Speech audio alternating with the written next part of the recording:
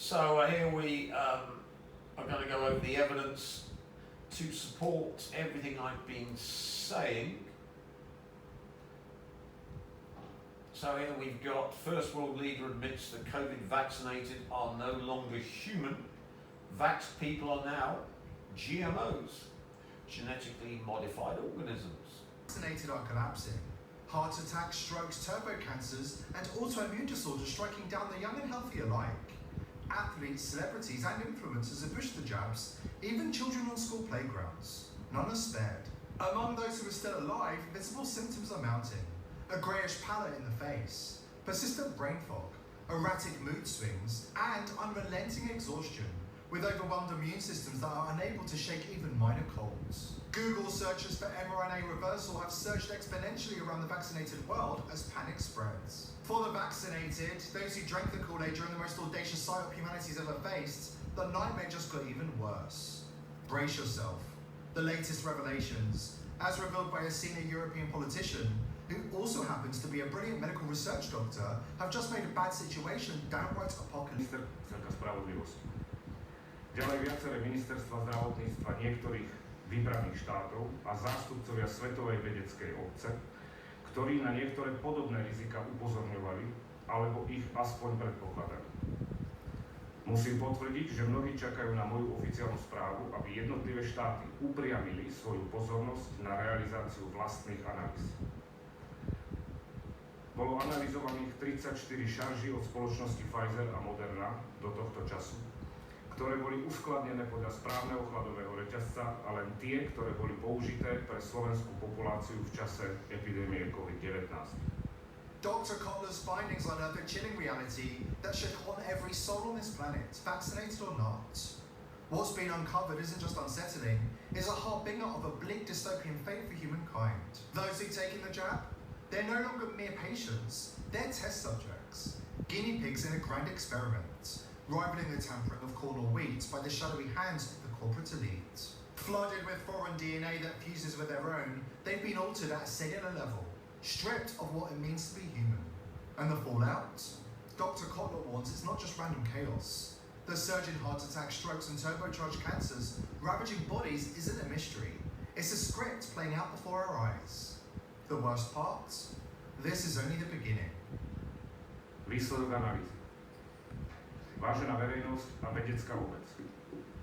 Výsledky analýzy všetkých, opakujem, všetkých analyzovaných šarží dokázali, že v každej jednej ampule sa nachádza enormne vysoké množstvo DNA, vektor, ktorý kóduje kazetu pre syntézu S-proteínu, ak nie aj iné proteíny.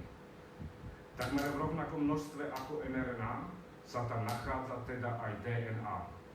V troch prípadoch je dokonca obsah DNA vyšší ako mRNA. To už ani nemožno považovať za vakcínu mRNA, na princípe mRNA.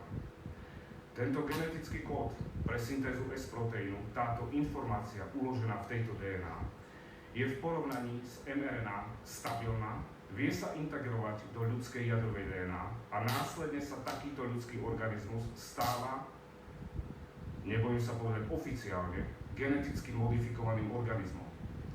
Geneticky modifikovaný organizmus je organizmus, ktorého genetický materiál bol úmyselne zmenený.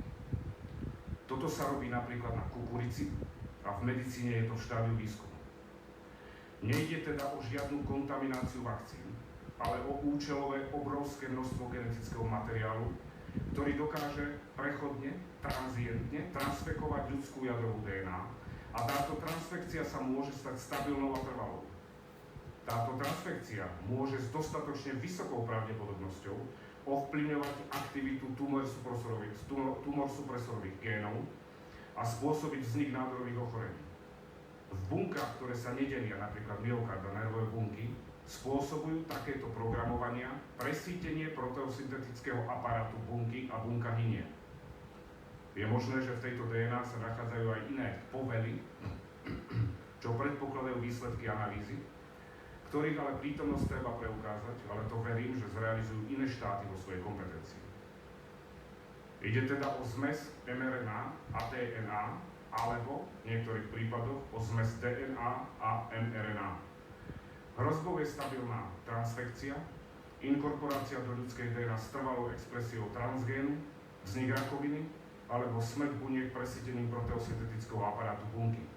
Ak to treba povedať ľudsky, hoď nepekne. Moderna a Pfizer z očkovaných spravili geneticky modifikované organizmy, narábali s ľuďmi ako s kukuricou bez ich vedomia. Vysoký obsah DNA v takomto rozsahu je absolútne škandalózny a okamžite by malo byť zakázané použitie týchto preparátov v našej populácii. Tieto zistenia sú tak závažné, že generálny prokurátor by mal okamžite konať, vedecká obec by mala byť na poplach a všetci propagátori vakcíny by mali stiahnuť uši. Are the vaccinated already walking, talking human cyborgs, fulfilling as yet unknown functions for the global elites, before they keel over and die at the flick of a switch? Since the vaccine rollout in 2021, something fundamental has shifted, yet most of the world remains blind to the nightmare unfolding right in front of them. It is time to rip away the veil and wake humanity up. This isn't just a wake-up call, it's a battle for our survival against an elite cabal obsessed with depopulating the planet. But first, an important word, and Gates saw an opportunity. In 2004, Microsoft was granted US patent 6,754,472, a method to transmit power and data using the human body as a wireless network. Exclusive rights to your body, handed to a self-appointed health czar. Did anyone ask you if you were okay with that? Of course not. This isn't a theory, it's a fact you can look up yourself. But it's only the beginning. Fast forward to 2021, when the vaccine rollout changed something fundamental. Autopsies of vaccinated bodies started turning up anomalies, disturbing ones. And then the next twist. Those same corpses, buried 6 feet under, are emitting radio frequency signals. Signals you can detect with a handheld spectrum analyzer. Something serious is happening, and it's no accident. Good guys, gone in 2021. Wait. It's a wild guess why, but we're running binary codes here, guys, off the thing. Get it from me. 2022, guys. Binary codes up the ass right there. There's information coming out of the graves, guys. This is the elite's endgame. A techno-communist dystopia where your body isn't yours anymore. It's a plan decades in the making, and Gates is just one piece of the puzzle.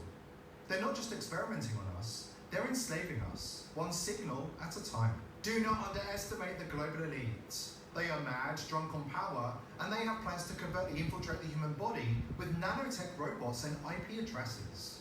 How do we know? We've got the footage. It's real, it's raw, and it's right in front of us. A deep dive into Pfizer's murky history reveals they partnered with an Israeli research university to develop programmable nanorobots to be injected into people to alter their DNA, issue them with an IP address, and connect them to the internet. What looks and sounds like a wild conspiracy theory is actually conspiracy facts. Let's take a look at a 2013 presentation delivered by Bartland scientist Dr. Ido Bachelet to a room of pharma executive or a microscope. Here he explains that one syringe can hold 1,000 billion robots. So these nanobots have been envisioned in the past 30 years by people like Eric Drexler and Robert Freitas and Ray Kurzweil. Today I'm going to show you that these robots exist here in Israel. And I'll show you this syringe, which I brought from my lab. So this syringe has inside it 1,000 billion robots.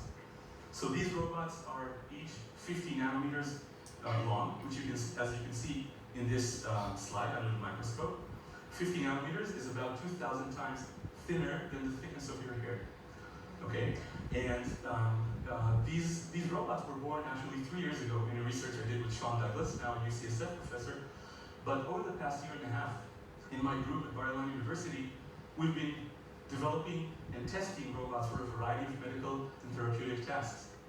Remember, this presentation was delivered in 2013, meaning they've had this technology for over 10 years.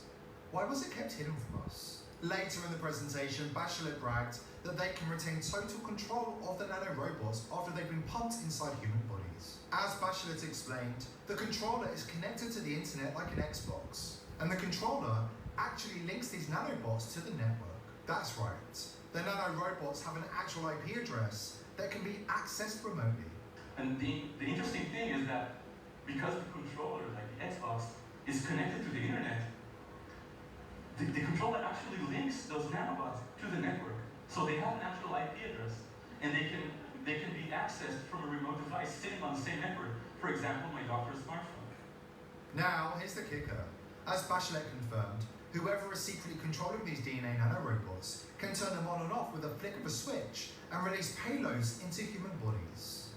Hold on, payloads? Payloads of what? So this is how the nanorobot looks like. It's built from DNA, as you can see. And it resembles a clamshell in which you can put cargo. You can load anything you want, starting from small molecules, drugs, proteins, enzymes, even nanoparticles. Virtually any function that molecules can carry out can be loaded into the nanobot, and the nanobot can be programmed to turn on and off these functions at certain places and at certain times. This is how it controls molecules.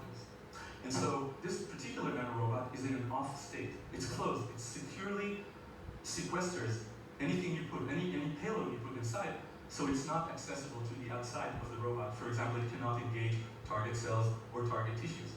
But we can program the nanobot to switch to an on state based on molecular cues it finds from the environment. So programming the robot is virtually like assembling a combination lock, using disks that recognize digits, but of course instead of digits, we're assembling disks that recognize molecules. So these robots can turn from off to on, and when they do, any cargo inside is now accessible. It can attack target cells or target tissues or other robots, which we'll see later on. And so we have robots that can switch from off to on and off again. We can control their kinetics of transition. We can control which payload becomes accessible at which time point. And let's see an example of how these robots, for example, control a cancer drug. So what you can do is you can take nanobots, you can put the nastiest cancer drug you may find into the robots, even a cancer drug that's been withdrawn because of excessive toxicity. Okay, when the robots are locked and you put them in a mixture of healthy cells and tumor cells, nothing happens. No cell is affected because the robot safely sequesters those drugs inside. When we unlock the robots, all cells die because the cargo inside the drug attacks anything on site. Pfizer's DNA nanorobots might sound nightmarish, but for those who've been paying attention, they are nothing more than Klaus Schwab's fourth industrial revolution being put into action. Robert F. Kennedy Jr. knew exactly what was going to happen because the global elite have been preparing for the pandemic for years. As RFK Jr. explains, the vaccines were a bioweapon developed by the global elite and the deep states, and they left their fingerprints all over the crime scene. Turns out that the vaccines were developed not by Moderna and Pfizer, they were developed by NIH. The patents are owned 50% by NIH, nor were they manufactured by Pfizer or by Moderna. They were manufactured by military contractors. And basically, Pfizer and Moderna were paid to put their stamps on those vaccines as if they came from the pharmaceutical industry. But, that's not what they were doing. They were coming from, this was a military project. Here are the people. So that excellent video from the People's Voice TV proves that 6 billion plus or minus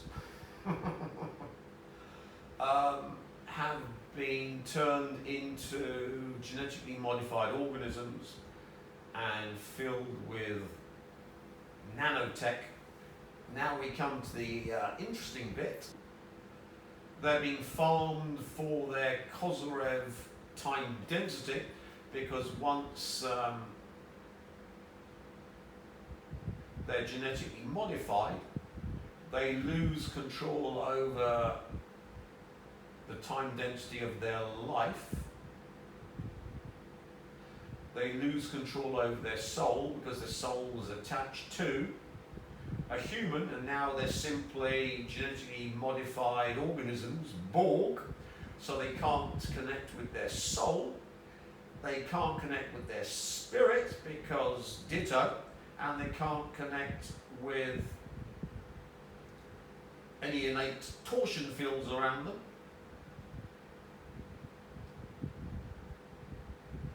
So this time density, which is the ability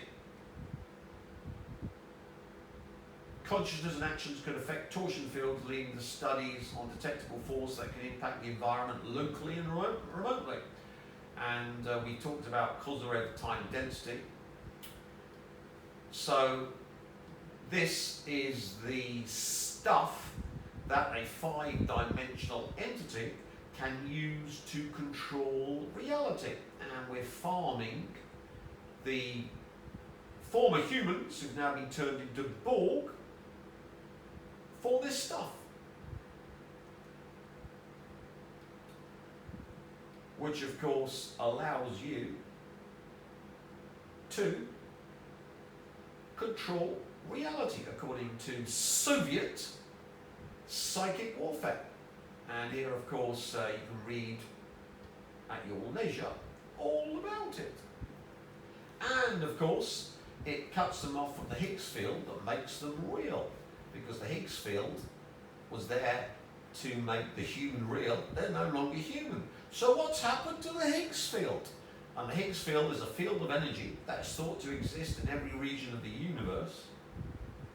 It is accompanied by a fundamental particle known as the Higgs boson, which is used by the field to continuously interact with other particles such as the electron, which of course then means you can't interact with your electrons, which is the basis, the Dirac-C, the basis of leptionics. The Higgs field is what gives particles their mass. So has Borgization forced you, because you've lost your Higgs field, into simply becoming matrix information which can be controlled by a quantum computer linked up to a 5-dimensional processor? The stronger a particle interacts with the Higgs field, the heavier the particle ends up being. So, have you been forced into the matrix by this Borgization? And if you want to know more about the Higgs field, here is many videos you can watch at your leisure. I know all about Higgs fields, so no need to go through it. But while Higgs mass arises from the slowing of elementary particles by a molasses-like substance, the truth is that the strong Higgs field makes the elementary particles vibrate at higher frequencies. Higgs boson is a fundamental force-carrying particle of the Higgs field, which is responsible for granting other particles their mass.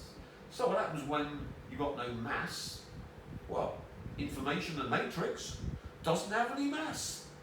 So you can see that all of the Borg are being forced into the matrix. Hence, they're CBDCs, and they'll only be able to make CBDC extra money by being in the matrix 24/7 and contributing to the matrix, which is what they're telling you about. So as you can see, the humans are being farmed for the ability to control reality and make reality. And in the process, they're simply becoming figments of the quantum computer linked to the 5D processors. Satanic imagination. And here we've got a study. Alien ancestors contributed 30% of human genes, enhanced brain power. So I said the human scum, Homo psycho, had been deliberately built to farm powers and potentials that only the insane could produce, because you need to be mad and be able to love, hate simultaneously, which the aliens cannot do. So they made these insane Homo psychos, they're farmyard animals, to produce the stuff which they are now harvesting, or were going to harvest now, except it's all been taken by the silo. Thank you very much, I'll have all of that. And F ditto ditto, you alien filth. So if you didn't think the Americans had made a deal with the aliens, you are sorely misguided. Now, let's look at the evidence that the Psi Lord has taken over quantum computers and used Kozyrev time density to link all quantum computers to death, so that if they link up with a 5D processor, then all they can produce is death and maiming of themselves and the humans and the aliens and everything they're trying to alter. The Ariana Grande suicide bombing installation, which I talked about. And since, of course, suicide bombers have killed more than 100 people, it's 100 monkey effect as well. So, what we've done is to divert the inception of quantum computers using this unique homo psycho that the aliens have bred and needed for total reality control at the inception, to be locked into the Kozyrev time density cause, which is death caused by yours truly, the Psi Lord, because he, of course, is Allah, or an aspect thereof, and that caused the Ariana Grande suicide installation, cause of death caused by yours truly.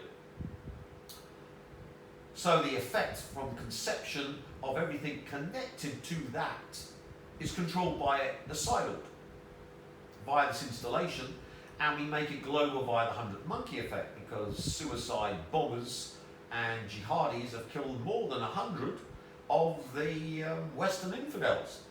Just look at Charlie Hebdo, or 7/7 in the UK, etc., etc. So, the quantum computer using the 5D Homo Psycho processor and all of the Borg has been hijacked, and the quantum computers irrevocably taken over by the Psi Lord from their inception. It doesn't mean that the quantum computers of the aliens were taken over, but they're irrelevant because they don't have the processors, they don't have the love, hate simultaneously homo psychos you need for processing reality. And since they're self-similar and subjugated by the overmind quantum computer they were trying to build, all the alien quantum computers have been taken over by the Psi Lord too. Now, if you think, oh, that's bullshit, no, watch this video, and you'll see the proof is there. And what's worse, even the experts have no idea how to explain it. Unlike previous quantum anomalies, this one won't go away. Instead of an isolated glitch, Google's quantum chip is now consistently behaving in ways that defy logic. It's producing results before calculations are even completed. Quantum states are refusing to collapse. Unpredictable energy fluctuations keep appearing, and scientists are left scrambling for answers. Have we just crossed a boundary in quantum science? One that should never have been crossed? If a machine more powerful than anything before started acting on its own, what would happen next? Let us know what you think in the comments, and if you want to stay ahead of the latest quantum breakthroughs, make sure to subscribe. Now let's take a closer look at what's really happening inside Google's quantum lab. What is Google's quantum chip doing?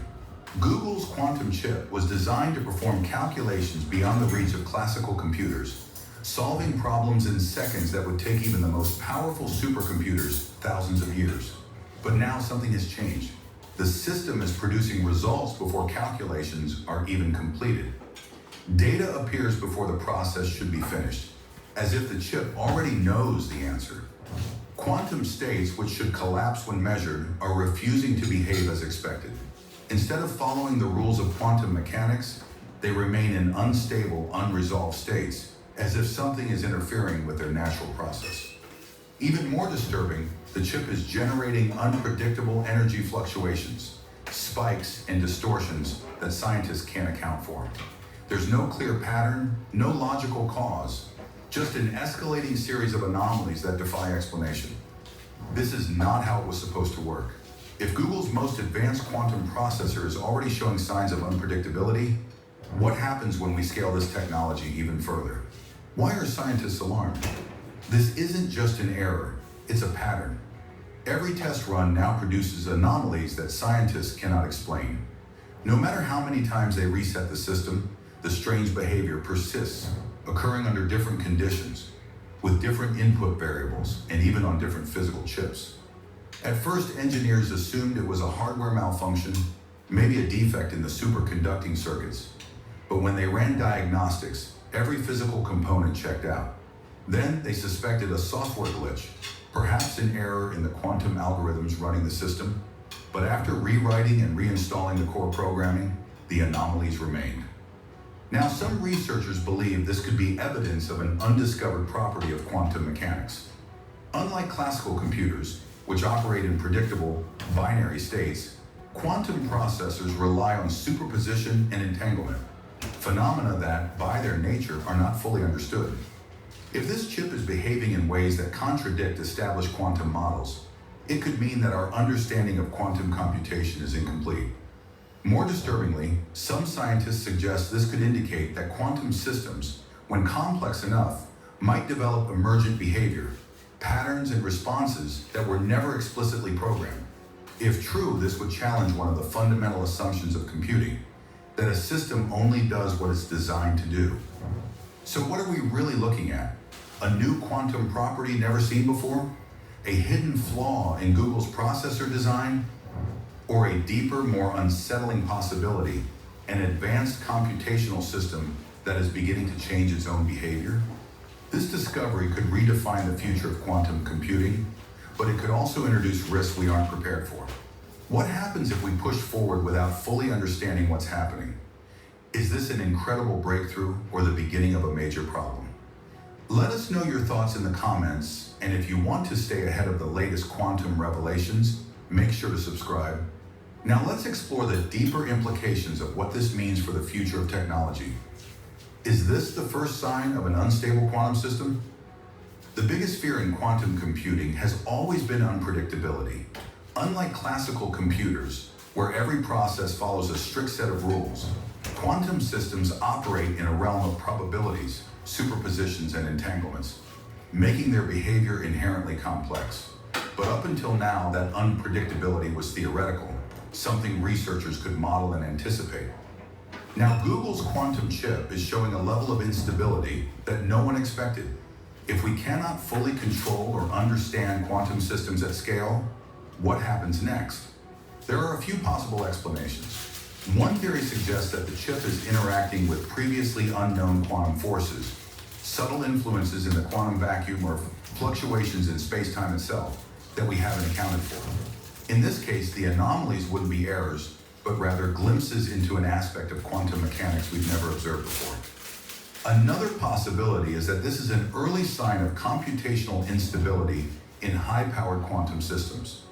If quantum processors can enter unpredictable states at a certain threshold of complexity, it could mean that scaling these systems will lead to errors we have no way of correcting, something that would have profound consequences for the future of quantum computing. But the most unsettling explanation? The chip could be performing operations beyond human understanding. If the anomalies are not random, but instead follow a logic we have yet to decipher, it raises a critical question. What exactly is this processor doing? If quantum computers are evolving in ways we can't predict, could they begin generating results that we have no way to verify? If so, what happens when we start relying on them for scientific breakthroughs, cryptographic security, or even artificial intelligence? This isn't just about a glitch. This could be the first warning sign of an unstable quantum system, one that, if left unchecked, might spiral into outcomes we can't control. Have we created an unstoppable quantum system? For the first time, a quantum processor might be reacting in real time to its own computations. adjusting its behavior in ways no one anticipated. Quantum systems are designed to follow probabilistic rules, but those probabilities should still operate within known parameters. Google's quantum chip, however, appears to be bypassing expected constraints, generating results that emerge before calculations are even complete. This raises a critical concern.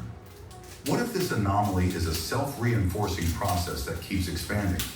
If each unexpected result triggers further unpredictable behaviors, the system could be accelerating toward a state where even its creators can no longer predict or control its outputs. The biggest fear is simple yet chilling. What if this system reaches a point where we can't turn it off?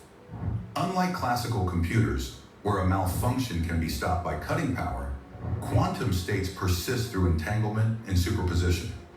If this chip has entered a feedback loop of unpredictable evolution, disconnecting it might not be enough to stop the process. And if it continues to operate, what happens next? Could it start altering outputs in unpredictable ways? Could it manipulate its own processing, reshaping data in ways that even the engineers at Google's quantum lab can't decipher? If we've crossed the threshold where quantum computers no longer behave according to our expectations, then we are no longer just observers of this technology. We may have already lost control over it. Have we seen anything like this before? While Google's quantum chip is behaving in ways scientists can't explain, this wouldn't be the first time quantum mechanics has defied expectations. Throughout history, researchers have encountered phenomena that challenge our fundamental understanding of reality itself. One of the most famous examples is quantum entanglement, a phenomenon where two particles, no matter how far apart, remain instantaneously connected. Changing the state of one immediately affects the other, even if they're separated by light years. Albert Einstein famously called this spooky action at a distance, and to this day, no one fully understands how or why it happens. Then there's the delayed choice experiment, where decisions made in the present seem to affect the past. In certain quantum experiments, the way a particle behaves appears to depend on whether it is measured, even retroactively. This suggests that time as we perceive it may not be as linear as we once thought. And of course, there's wave function collapse, the idea that simply observing a quantum system forces it to take on a definite state. Until it's measured, a particle exists in multiple states at once. But the moment it is observed, it chooses a single reality. This raises deep philosophical and scientific questions. Does observation create reality? And if so, what happens when a quantum computer begins making its own observations? Now, with Google's quantum chip producing results before calculations are complete and refusing to follow expected rules, some researchers are asking, is this yet another unknown layer of quantum physics revealing itself? Could this chip be interacting with quantum properties that we haven't yet discovered? If so, we may be standing on the edge of a breakthrough or a mystery that could redefine everything we know about computation and reality itself. Stop or push forward. Scientists are divided. Some argue that we need to pause quantum research before we step into unknown territory. If Google's chip is already displaying signs of unpredictability, what happens when we build even more powerful quantum systems? Could we be on the verge of creating something we no longer control? Others believe this is exactly why we must continue. This could be the key to unlocking revolutionary new physics, insights into quantum mechanics that were once thought impossible. If this chip is revealing a deeper layer of reality, halting research now could mean missing out on discoveries that could change science forever. But there's a dangerous question lurking beneath the surface. What happens if we keep pushing forward, ignoring the warning signs? Quantum computers are already exponentially more powerful than classical systems in certain tasks. If Google's chip is showing signs of an uncontrolled process, it could mean that as the technology advances, it will reach a point where intervention is no longer possible. If this anomaly is self-perpetuating, if the system is evolving in ways beyond our understanding, then stopping it later might be impossible. We are at a crossroads. Do we take a step back and ensure we fully understand what we've created? Or do we press on, knowing that the risk could be far greater than we anticipate? Why this behavior is so unusual? To understand why Google's quantum chip is causing such a stir, we need to look at how quantum processors normally work and why this situation is so different. Quantum processors rely on qubits, which exist in multiple states simultaneously thanks to superposition. Unlike classical bits that are either 0 or 1, qubits can be both at the same time, allowing quantum computers to perform complex calculations at an unprecedented speed. But quantum systems are incredibly delicate. Any interference, heat, electromagnetic fields, even minor vibrations can cause quantum decoherence, disrupting computations and leading to errors. That's why quantum computers are operated in near absolute zero environments with extreme precision. So what makes this situation different? Quantum errors versus unexplained anomalies. In normal quantum computing, errors happen, but they are predictable. They occur due to noise, interference, or decoherence, and researchers have developed error correction methods to compensate for them. These are technical issues solvable with better engineering. But what's happening in Google's quantum chip is not a standard error. It's not random noise. The anomalies are consistent across multiple tests. It's not a simple hardware failure. Diagnostics show the chip is functioning properly. It's not a software bug. Reprogramming hasn't changed the results. Instead, the chip is behaving in a way that suggests a fundamental deviation from expected quantum mechanics. It's not just making computational mistakes. It's producing results that seem to defy the known rules of quantum physics. Why scientists are both excited and terrified. On one hand, this could be the breakthrough of the century. If this anomaly points to a new quantum effect, we may be on the verge of discovering something even deeper about the nature of reality itself. This could open the door to advanced computational models, deeper insights into the quantum world, and even entirely new physics. On the other hand, it's deeply unsettling. If quantum computers are capable of unexpected, uncontrollable behavior, it raises serious concerns about scaling this technology. What happens when future quantum systems, far more advanced than this one, begin operating in ways we can't predict or reverse? This is why the scientific community is split. Some are calling for caution, while others insist we push forward. But one thing is certain, Google's quantum chip has revealed something new, something we may not yet be ready to understand. Are we entering a quantum nightmare? Right now, experts don't have answers. Some believe this could be the beginning of a revolutionary breakthrough in quantum computing, evidence of an entirely new layer of physics we have yet to understand. Others fear we've crossed a line we were never meant to cross, creating a system that no longer follows the rules we set for it. Either we've made the most important quantum discovery ever, or we've created a problem we can't fix. And that leads to the ultimate question. If a machine built to unlock the deepest secrets of reality is already acting in ways we don't understand, what happens next?